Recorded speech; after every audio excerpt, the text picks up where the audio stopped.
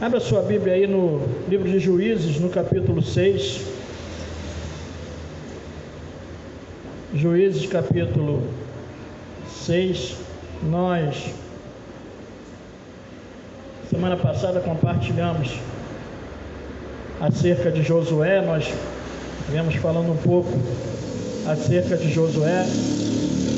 Compartilhamos do começo do ministério de Josué, quando Josué substitui Moisés para conduzir o povo até a terra que o Senhor já havia prometido.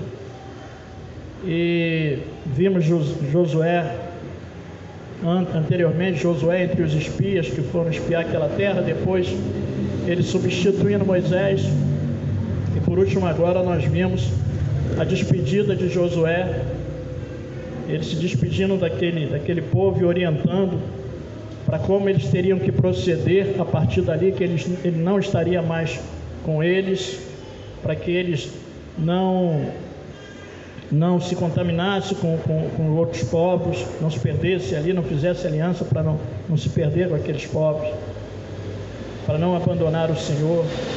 Ele orientou para que eles meditassem a palavra do Senhor, na lei do Senhor, de dia e de noite, como ele fez, para que ele não desviasse nem para a direita nem para a esquerda. A mesma orientação que ele recebeu, ele passou para aquele povo. Ele falou: eu conquistei parte, mas ainda tem muita terra para conquistar. Daqui para frente é com vocês. E aí ele morre. A Bíblia diz que Josué morreu com 110 anos. E aí esse povo segue, e aí já não tem mais esse líder como Josué.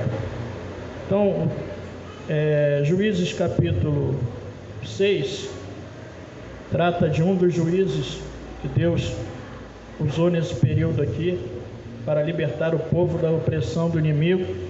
E nós hoje vamos observar um pouco aqui sobre a vida de Gideão, que foi um dos juízes lá. Juízes capítulo 6, verso 1 diz assim: de novo os israelitas fizeram o que o Senhor reprove. Durante 7 anos ele os entregou nas mãos dos midianitas.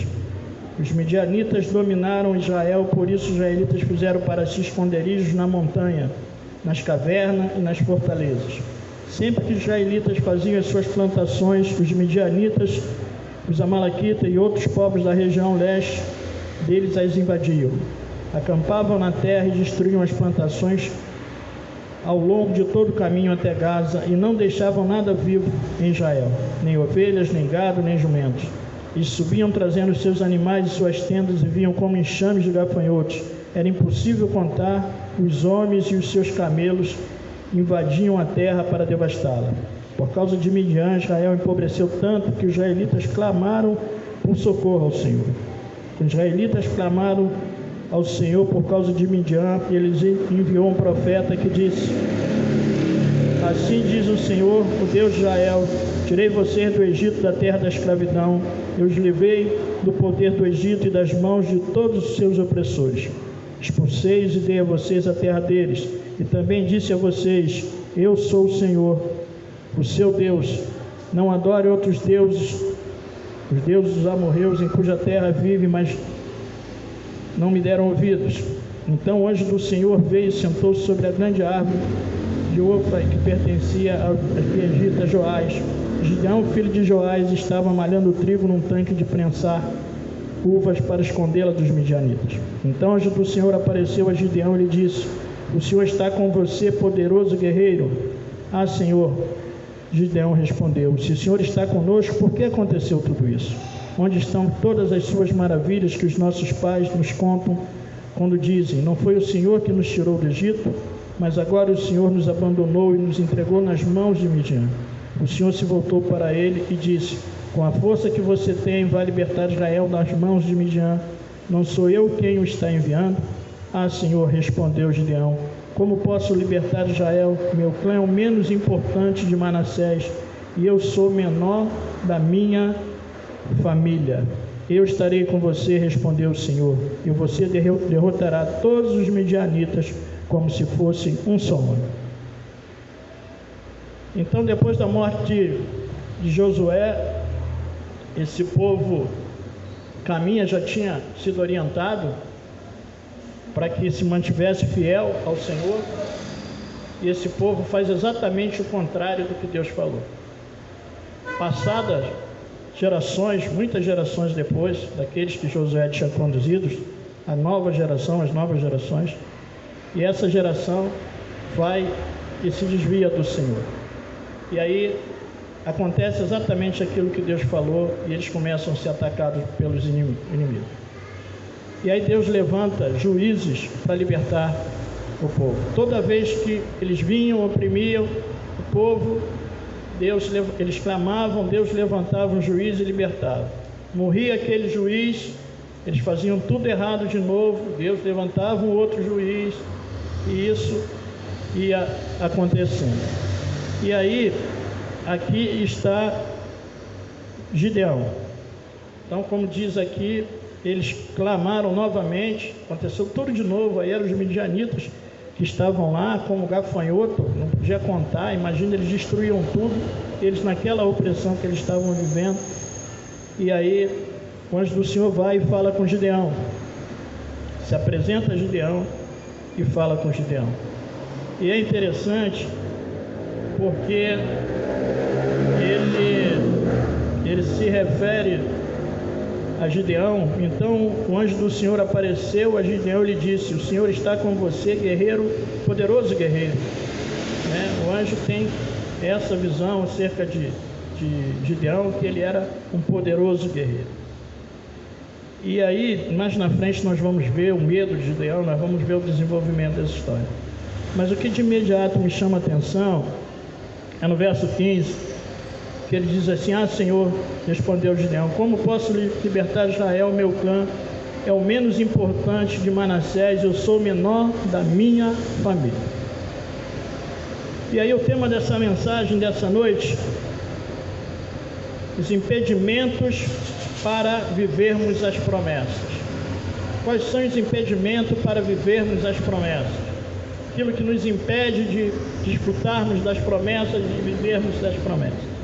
Eu separei aqui 3 impedimentos, eu vou chamar de sabotadores, de inimigos nossos, porque eles roubam de nós a possibilidade de desfrutar das bênçãos do Senhor.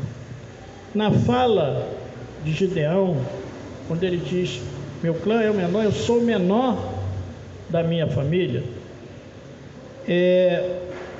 isso é uma fala de quem tem problema com autoestima. Tem gente que se vê numa posição, se vê como não é, Há quem diga, que é a última Coca-Cola do deserto, ou o último biscoito do pacote. Acha que... E tem gente que, ao contrário, acha que não é ninguém. E aí, como isso acontece na vida das pessoas? Normalmente, quem vem de uma origem humilde, quem vem de uma origem pobre, tem uma visão, na maioria das vezes, nem sempre é assim, pelas circunstâncias de família, pelas circunstâncias da vida, uma visão assim. Tem uma baixa autoestima, autoestima lá embaixo. E aí isso impede, ou se não impede, se não vencido, atrapalha você de avançar e tomar posse daquilo que Deus tem separado para você. Quantas portas já foram sinalizadas para nós e de repente nós não entramos por conta disso? Eu não me vejo naquele lugar, eu nem passo na porta. E aí eu deixo de desfrutar aquilo que Deus tem para mim. E a gente olha para Gideão, e a Bíblia relata que isso aconteceu não só com Gideão. Outros homens que ocuparam cargos de destaque, de posição, também enfrentaram esse mesmo obstáculo, essa mesma barreira, tiveram especialmente esse mesmo impedimento. Eu separei 3 para nós aqui. O primeiro deles é Saul, que depois do juízo é o primeiro rei de Israel. A história de Saul pai de Saul, a família de Saul, tinha perdido umas jumentas, as jumentas se perderam, e ele vai com o moço, com o servo dele, para procurar essas jumentas, né? Mas aquilo tudo já era um propósito de Deus, para que ele encontrasse com Samuel, para que ele fosse separado como rei, já que o povo havia pedido um rei a Deus.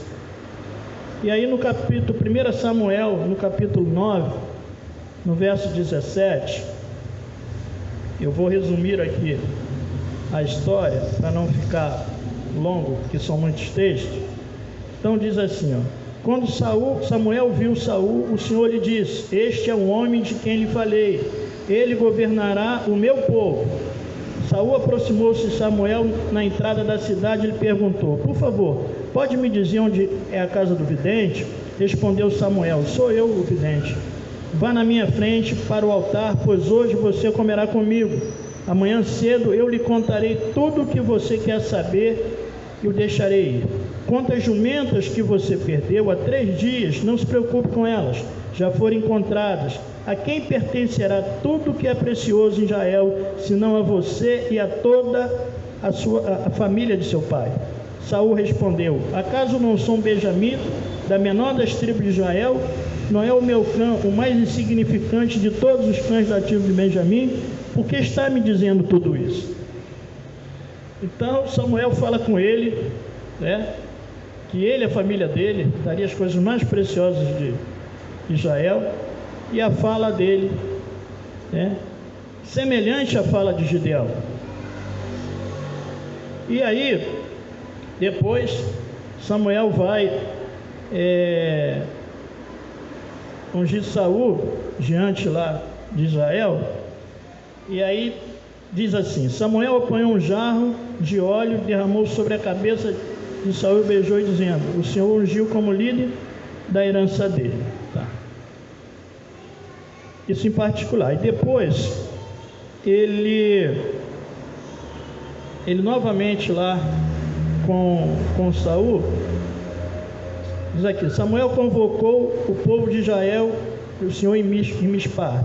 Ele disse: assim diz o Senhor, Deus de Israel: eu tirei Israel do Egito e libertei vocês do poder do Egito e todos os reinos que oprimiam, mas vocês agora rejeitaram a Deus, que os salva de todas as suas desgraças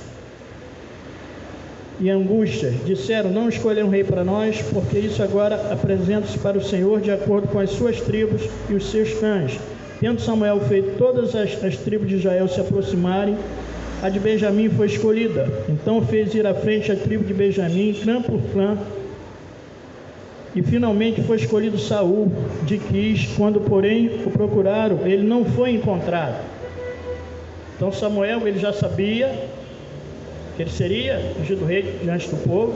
Samuel o procura e o Senhor disse: consultaram novamente o Senhor: ele já chegou? E o Senhor disse: sim, ele está escondido no meio da bagagem. Correram e tiraram de lá.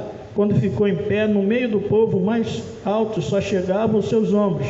E Samuel disse a todos: vocês veem o homem que o Senhor escolheu? Não há ninguém como ele entre todo o povo. Quer dizer, ele, além de ter essa fala para Samuel, com essa estima dele, ele ainda vai se esconder. E ele tinha sido escolhido para ser rei.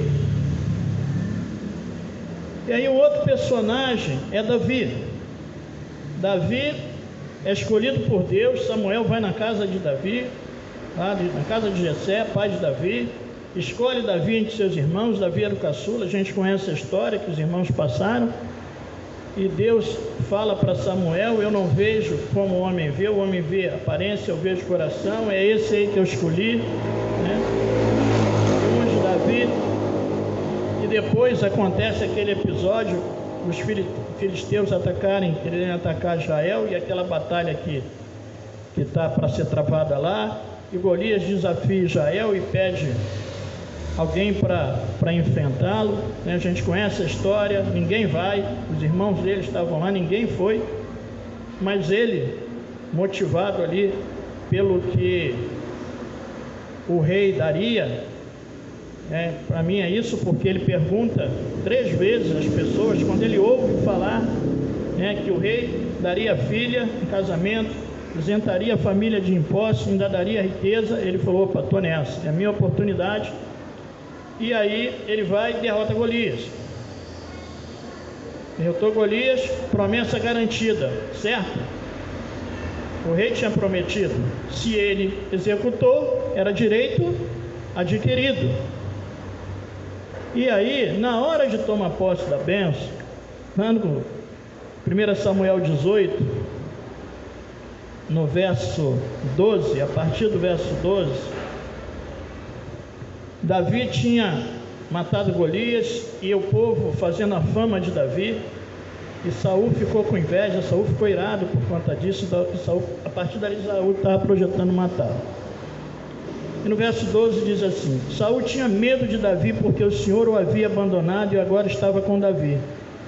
Então afastou Davi de sua presença e deu-lhe o comando de uma tropa de 1000 soldados que Davi conduzia em suas campanhas.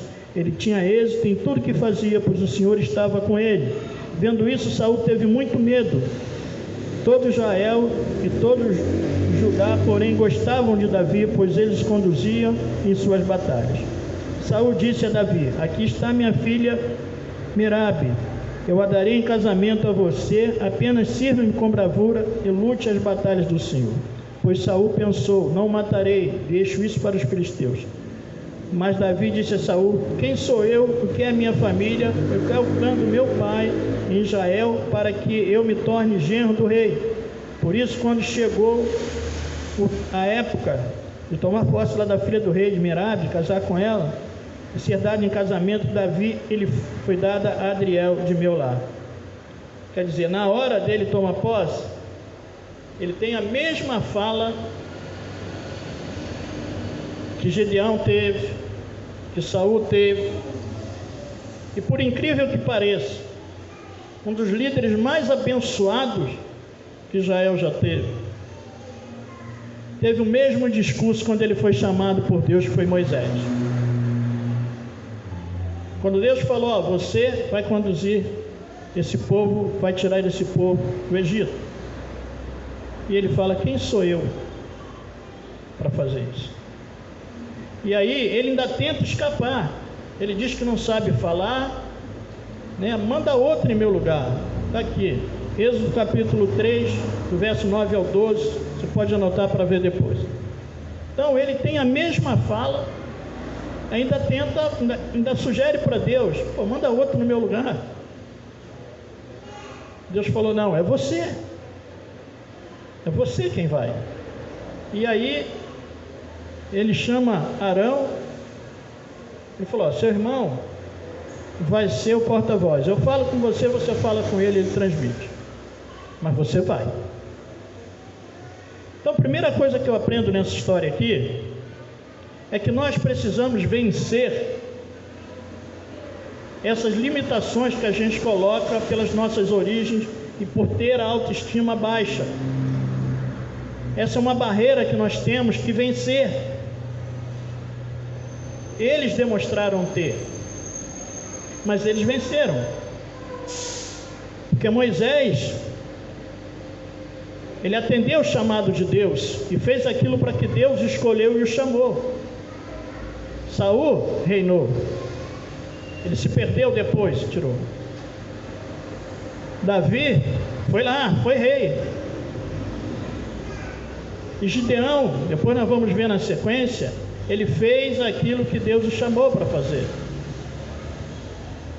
Embora ele se considerando daquela forma, Deus o chamou e o usou. Então, Deus, ele sabe a quem ele escolhe, e ele sabe por que ele escolhe, ele tem o critério dele. Agora Deus capacita, querido. Deus capacita. Deus capacitou Moisés, Deus capacitou Davi, Deus capacitou Gideão. Exatamente isso aí. E nós, quando entramos aqui, a primeira coisa que nos chamou a atenção foi esse quadro aí. Eu nunca preguei aqui sobre essa passagem. Mas ontem eu estava aqui, a gente estava limpando, que a gente limpa todo sábado, e eu já estava com a direção de falar sobre Gideão, e eu estava aqui, e eu falei, né, não tem como não falar com uma imagem dessa aí, retratando para nós os 300 lá de Gideão. Então eu quero te dizer essa noite, Deus te capacita. Se Ele te chamou, Ele vai te capacitar. Se Ele me chamou, Ele vai me capacitar. Ele vai me capacitar, Ele vai te capacitar. Independente da sua origem, origem humilde, muitas vezes acontece isso. Nós olhamos para as circunstâncias, olhamos para a nossa origem familiar, olhamos para o nosso passado, olhamos para quem somos nós. E a gente acha que não pode chegar. E aí Deus quer nos abençoar. Deus quer cumprir promessas nas nossas vidas. Deus tem bênçãos reservadas para nós. Tinha para ele, tinha para Davi o trono. E aí? Eu deixo de ser abençoado porque eu me vejo assim. Então que essa noite você possa ser curado, se por acaso você tiver esse pensamento, se você tiver essa visão. Porque Deus te olha diferente. Deus te olha naquilo que Ele já vai projetando para você e vai fazer. Guerreiro valente. Isso foi o que o anjo falou para ele, guerreiro valente. Então, Deus te vê de uma outra maneira, que Ele projeta para aquilo que Ele vai fazer através da sua vida. E aqui Ele ia usar a vida de Gideão como Ele usou. Deus quer usar a sua vida, Deus quer usar a minha vida. E nós temos que vencer nele aquilo que nos prende. E às vezes vem uma palavra de maldição sobre a nossa vida.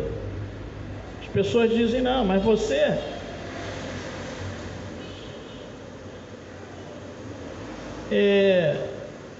Quando eu fui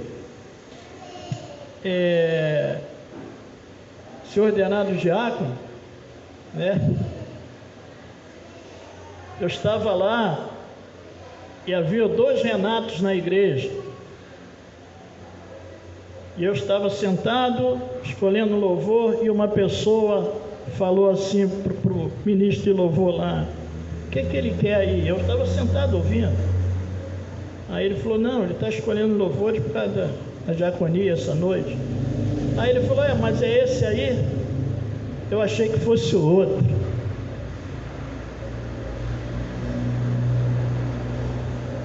Mas Deus não via assim. Agora imagine uma situação dessa. Aí você desiste, você recua. Aí para onde vai a sua autoestima? Lá embaixo. Então, para derrubar, para jogar a autoestima, tem um monte. Está assim, ó, de sabotador aí fora, para nos jogar para baixo. E de tanto ouvir aquilo, você acaba sumindo, você acaba interiorizando aquilo e você acaba acreditando naquilo. O povo que ficou escravo no Egito, quando eles saem, que eles vão lá espiar a terra, né, o que eles dizem? O que eles disseram? Nós somos aos nossos olhos, aos olhos deles, como gafanhoto. Ninguém falou que eles eram gafanhoto, mas eles se viam assim. Então nós não somos gafanhotos, amém? E aí você, de tanto ouvir, você acaba assimilando aquilo. Isso traz um prejuízo para o seu desenvolvimento. Mas que essa noite nós possamos ser libertos, amém? Que nós possamos sair daqui libertos nesse aspecto. Que esse inimigo não nos prenda mais. Como nós cantamos aqui, Eu sou filho de Deus. Você é filho de Deus, meu irmão? Você é filho de Deus, meu irmão? Então o que falarem é Deus. E que Deus te levante, que Deus te use. Então esse é o primeiro impedimento. O segundo, no verso 17, no verso 17, Gideão prosseguiu: se de fato posso contar com teu favor, dai-me um sinal de que és tu que estás falando comigo. Então, ele demonstra aqui falta de fé, ou pouca fé.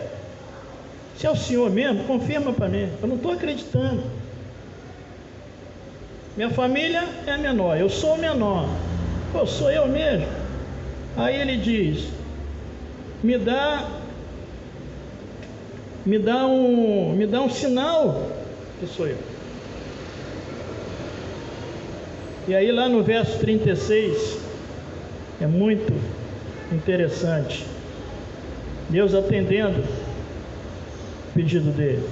E Gideão disse a Deus: quero saber se vais libertar Israel por meu intermédio, como prometeste.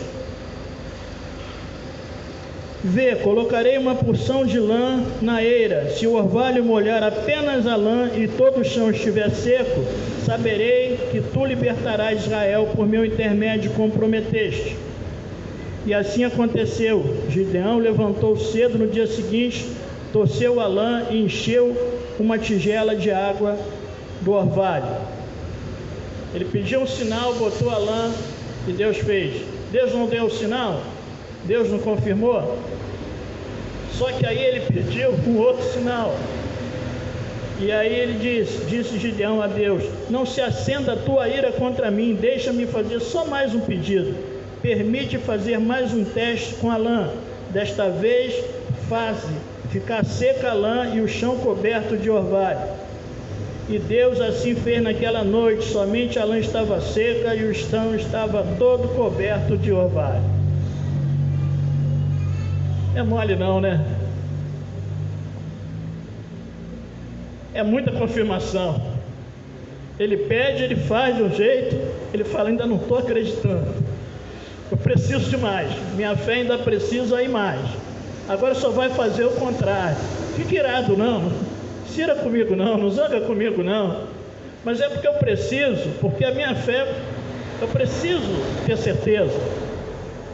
E aí Deus vai e faz o que ele pede.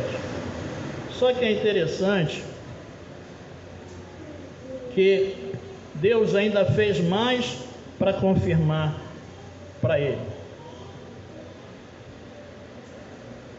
No verso 12, no capítulo 7, assim: os midianitas, amalequitas e todos os outros povos que vinham do leste haviam se instalado no vale, eram numerosos como as nuvens de gafanhoto. Assim como não se pode contar a areia da praia, também não se podia contar os seus camelos. Gideão chegou bem no momento em que um homem estava contando seu sonho a um amigo.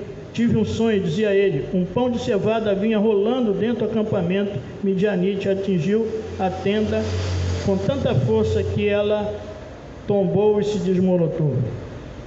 Meu amigo respondeu: não pode ser outra coisa senão a espada de Gideão, filho de Joás. Mais que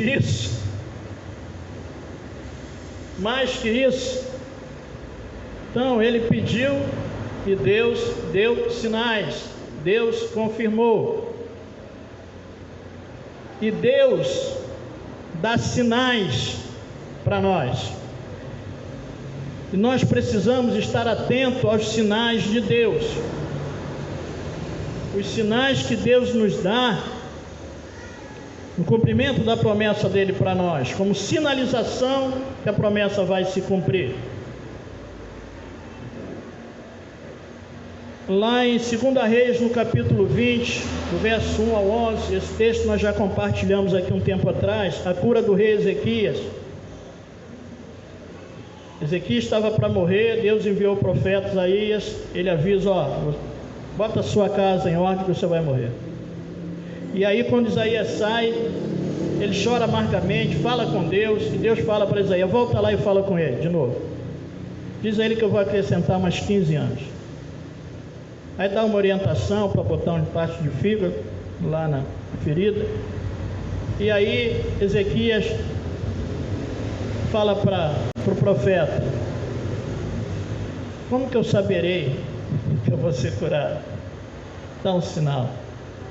Ele falou, tá, então vamos dar um sinal. O que você quer? Você quer que a sombra vá para frente, mais à frente? Ou ela volte? Ele falou, ir para frente é o curso natural, então faz ela voltar. E aí ela voltou, como confirmação, como sinal de Deus para a cura daquele homem.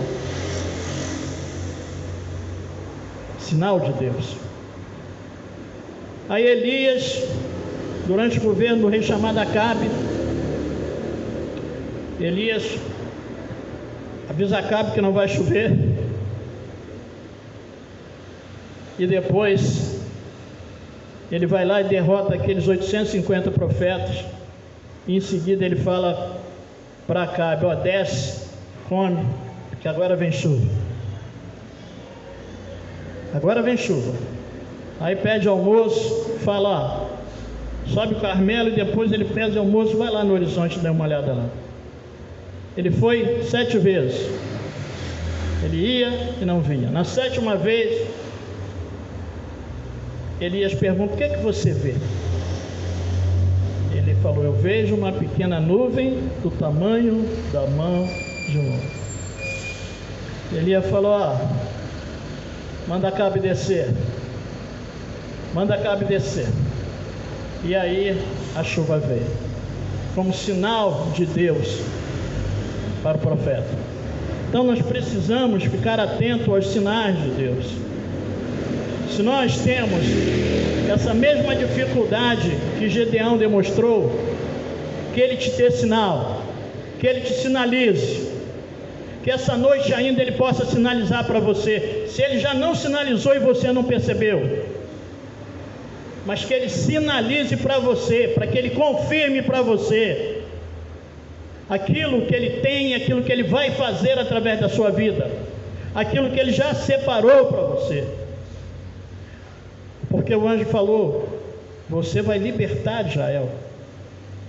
Já estava determinado a acontecer.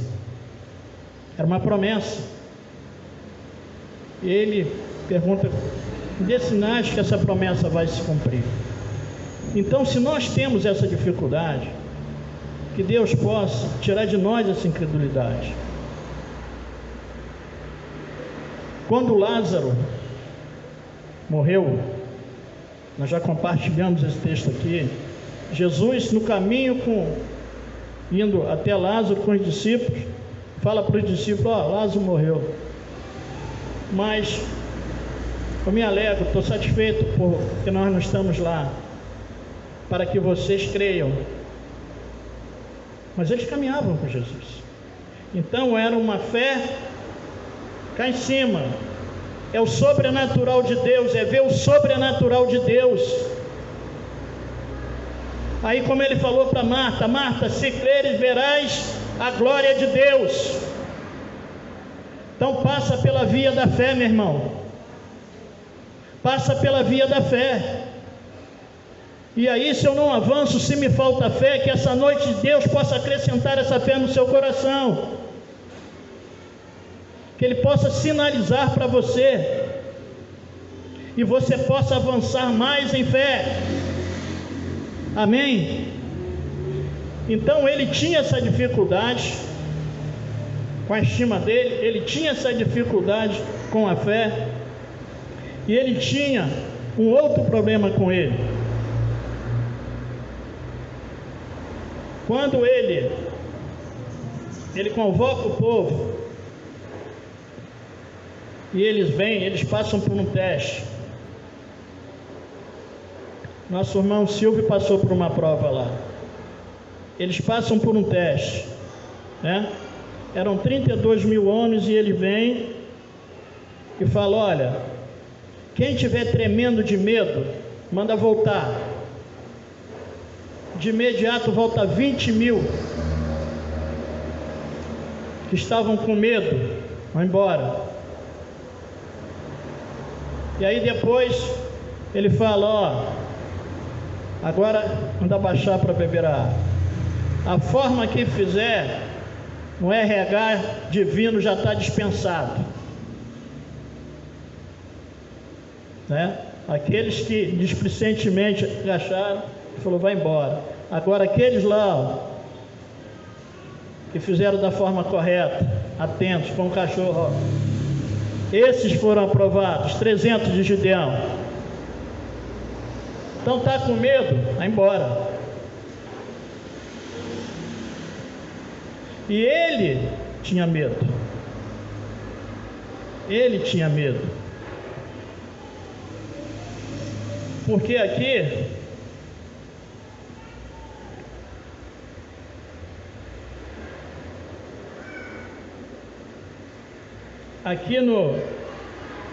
no 7, quando ele vai até o acampamento, Deus o manda por conta do medo. Vamos ver aqui. De madrugada Jerubbaal, isto é, Gideão e todo o seu exército acamparam junto à fonte de Arode. O acampamento de Midian estava ao norte deles, no vale perto do Monte Moré. E o Senhor disse a Gideão: você tem gente demais para eu entregar Midian nas suas mãos, a fim de que Israel não se orgulhe contra mim, dizendo que a sua própria força o libertou. Anuncie, pois, ao povo, e todo aquele que estiver tremendo de medo poderá ir embora do Monte Gileade. Então 22 mil homens partiram e ficaram apenas 10 mil.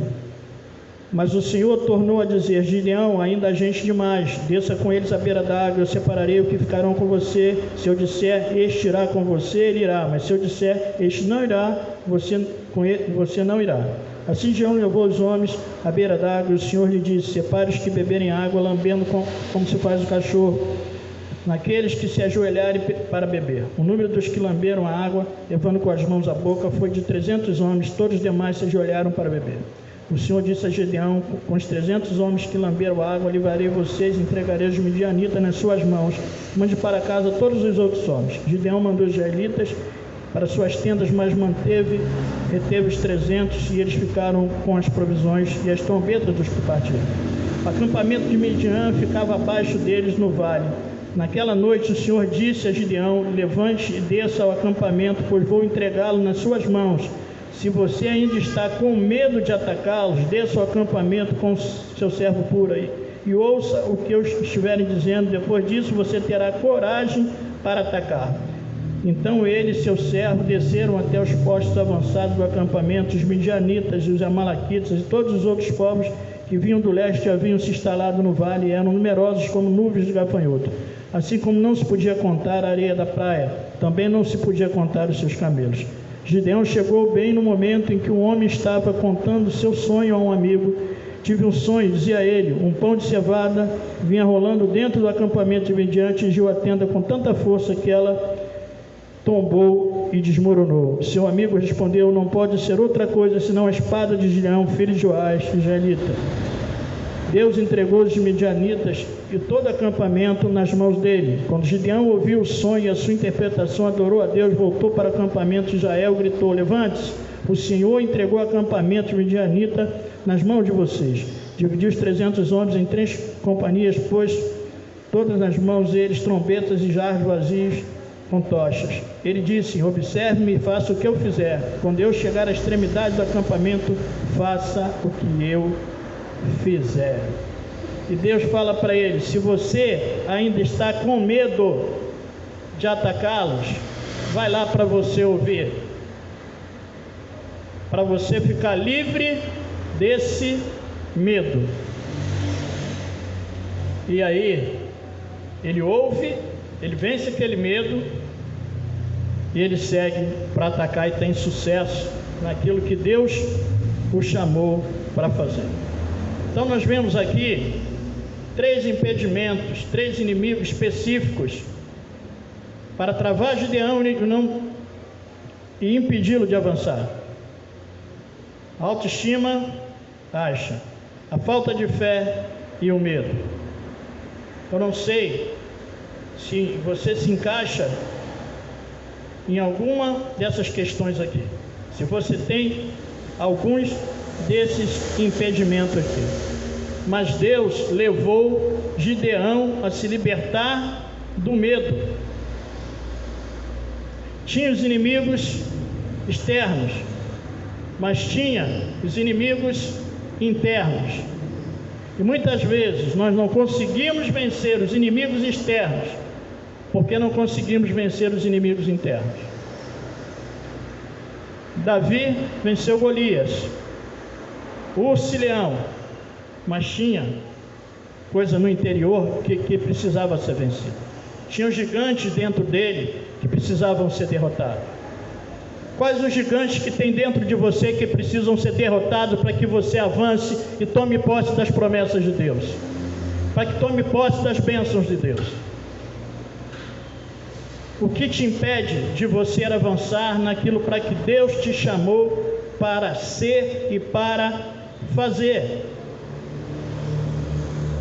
Todos esses homens que eu citei aqui, eles venceram as suas dificuldades, eles venceram em Deus.